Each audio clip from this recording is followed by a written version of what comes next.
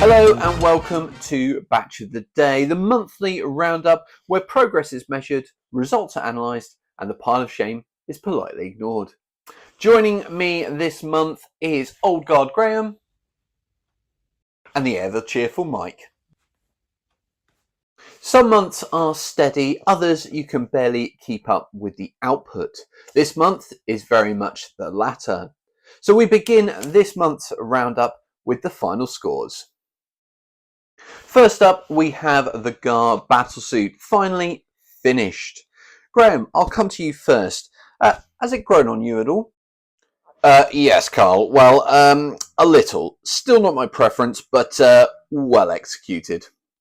And Mike, progress of a different kind? Absolutely, Carl. They all count. Great to see it finished and a strong presence on the table. And we must remember that this is now a second squad complete. Thanks, Mike, for that. And yes, absolutely, we must remember that's a second GAR battlesuit squad complete. Now, there's been a real flurry of Napoleonic activity. 4 French battalions completed, the 92nd Gordon Highlanders, the 50th of Foot, the 2nd Brigade Commander of the 2nd Division, and 2 battalions of the King's German Legion Line Infantry. Mike, that's a serious amount of output. It really is. And at 6 mil, consistency is everything. It's really impressive. Graham, this is much more your territory. Yes, Carl, it is. And it's exactly what you want to see. Cohesive units, properly built formations, and a clear sense of structure.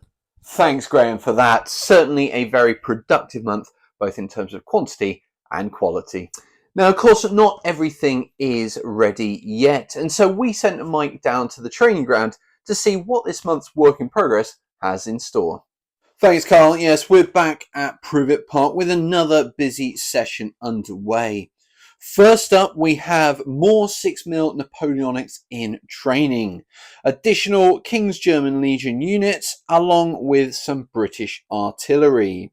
It's early stages, but they're shaping up well, especially the artillery, which should add plenty once complete. And something a little different, we have a bank and a gun store for the Wild West town. The construction is well underway, but already showing plenty of character, and these are the kinds of pieces that really define a setting. So plenty still in progress, but all heading in the right direction. Now back to you, Carl, in the studio. Thanks, Mike, for that report. A good mix there on the training ground and a good reminder that the hobby doesn't sit still for long.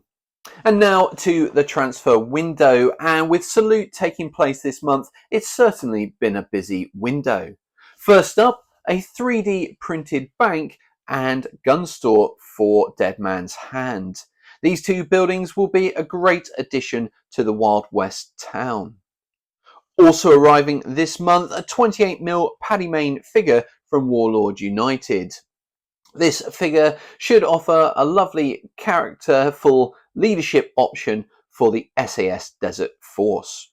And carrying on with the desert theme, we have more reinforcements, but this time in the way of 20mm SAS and LRDG figures and vehicles for the deserts. And these were accompanied by Southeast Asian civilians from 172 Miniatures FC.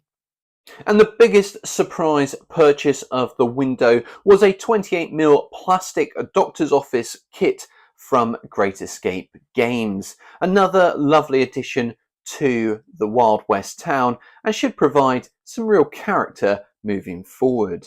Of course, no transfer window is complete without the signing of some new books, and these came in the way of 2 new scenario books for Battle Group. The deal was sweetened with a free 20mm German sniper team from PSC, and we look forward to getting these on the table in the coming months. And finally, some much needed bases for 6mm artillery. Not glamorous, but essential. And after that busy transfer window, it's time to take a look at the league table. So first up, we can see YouTube United have extended their lead at the top. Facebook Wanderers are still second, but struggling to close the gap despite consistent tactics. Instagram Athletic are holding firm in third, with Facebook Wednesday still in fourth. Mike, any concerns for second place? Well, Carl, for YouTube United, this is good. The gap is starting to be created there, giving them a bit of a cushion. But from Facebook Wanderers' position, you could say it's not panic stations yet. There's still plenty of time, but they do need to start picking up some momentum. Thanks for that, Mike. Now, finally, on to From the Stands. Lots of positive feedback last month, and it's very much appreciated. There was also some encouragement to keep going with the format and tactics, and that's exactly what we'll be doing. Now, before we go, a look ahead to next Sunday at 6 p.m. on Tees Miniature Battlefields. As a growing Napoleonic force begins to take shape, attention turns from individual units to something larger. How do separate battalions become a fighting force? What comes next once the paint is dry? That's From the Garrison to the Field, a 6mm Napoleonic project update, premiering next Sunday at 6 p.m. on Tees Miniature Battlefields. Don't miss it, it's going to be a cracker.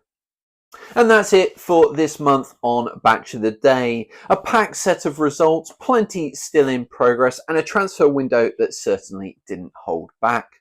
My thanks to Graham and Mike, as always, and I leave you with the thought that whatever you're working on, keep at it.